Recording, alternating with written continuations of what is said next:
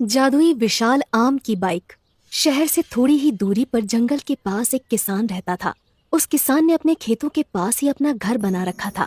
सारे खेतों में बस आम की फसल उगा करती थी। उसे आम बेचकर बहुत ज्यादा आमदनी होती थी और वो शहर जाकर सारे आम थोक में बेच आता था। शहर और आसपास के सभी लोग उसे आम वाला कहकर पुकारते थे। उस आम वाले का एक छोटा बेटा भी था जिसका नाम कमल था। कमल शहर में रहकर नौकरी करता था और जब कभी भी उसका मन होता था तो वो अपने पिता के घर आ जाता था, क्योंकि शहर से उसका घर बस थोड़ी ही दूरी पर था। रक्षाबंधन से ठीक एक दिन पहले कमल शहर से अपने घर वापस आ जाता है और अपने पिताजी से कहता है, पापा, मैं रक्षाबंधन की छुट्टी लेकर घर आ गया हूँ और अगले 3-4 दिन तक यही रहूंगा। वो आम वाला कहता है, हाँ बेटा, तुम अंदर जाकर आराम करो, मैं जरा खेत देख कर आता हूँ। आजकल रात को बहुत सारे जानवर घुस आते हैं। वो किसान खेत देखने चला जाता है और थोड़ी देर बाद वापस आ जाता है। कमल अपने पिताजी से कहता है, पापा, मुझे लगता है हमें अब आम की खेती नहीं करनी चाहिए। एक तो आम केवल गर्मियों में होते हैं और फिर साल भर इंतजार करना पड़ता है। इससे अच्छा हम कोई ऐसी खेती क्यों ना करें जो पूरे साल भर पैदा होती हो और इससे हमें बहुत ज्यादा आमदनी भी होगी। तब कमल के पिताजी कहते हैं, तुम ठीक कहते हो बेटा, लेकिन मैं आम की खेती नहीं छोड़ना चाहता। मेरे बाप दादा भी आम की खेती किया करते थे। इतना कहकर कमल के पिताजी अंदर चले जाते हैं और कमल सोचने लगता है, अब पिताजी तो आम की खेती छोड़ने वाले नहीं। मुझे शहर जाकर कोई ऐसी दवा लानी होगी जिससे हमारे आम पहले के मुकाबले कई ज्यादा बड़े हो जाएं। इसके बाद रक्षाबंधन की छुट्टियां खत्म हो जाती हैं और कमल वापस शहर चला जाता है। इस तरह समय गुजरता जाता है और अब धीरे धीरे गर्मी का महीना शुरू होने लगता है। हर बार की तरह इस बार भी गर्मियां शुरू होते ही कमल शहर से वापस अपने गांव की तरफ निकल पड़ता है। रास्ते में एक बहुत बड़ा जंगल पड़ता था। कमल जंगल से गुजर रहा था कि तभी उसे एक पेड़ के नीचे संत महात्मा दिखाई देते हैं। कमल अपनी बाइक खड़ी करके संत महात्मा के पास जाता है और कहता है, प्रणाम महात्मा जी। कमल की आवाज सुनकर महात्मा जी अपनी आंखें खोलते हैं और कमल से कहते हैं, आयुष्मान भव। बोलो बेटा, क्या कहना चाहते हो? कमल थोड़ा हिचकिचाते हुए कहता है, वो महात्मा जी, मेरे पिताजी सालों से आम की खेती करते आ रहे हैं, लेकिन आम की खेती से हमें ज्यादा पैसा नहीं मिलता। आप कोई उपाय बताइए ताकि हम ज्यादा से ज्यादा कमा सकें।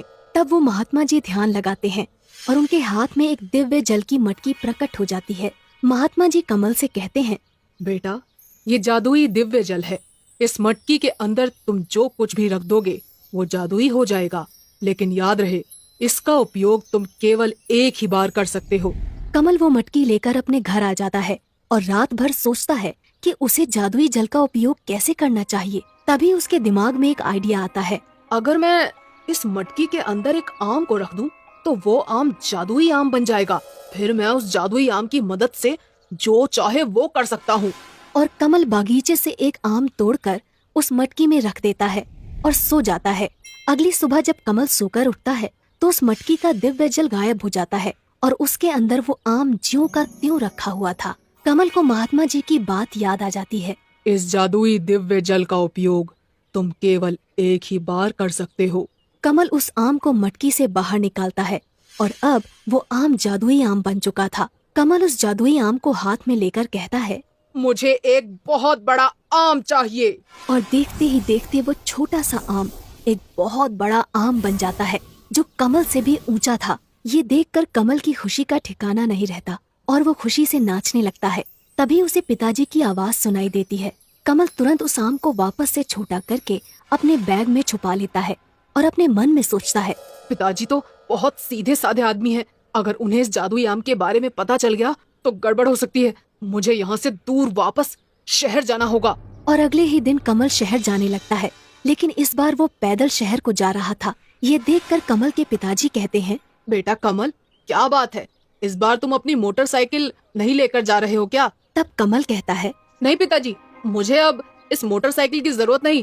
मेरे दोस्त के पास बहुत सारी मोटरसाइकिल है।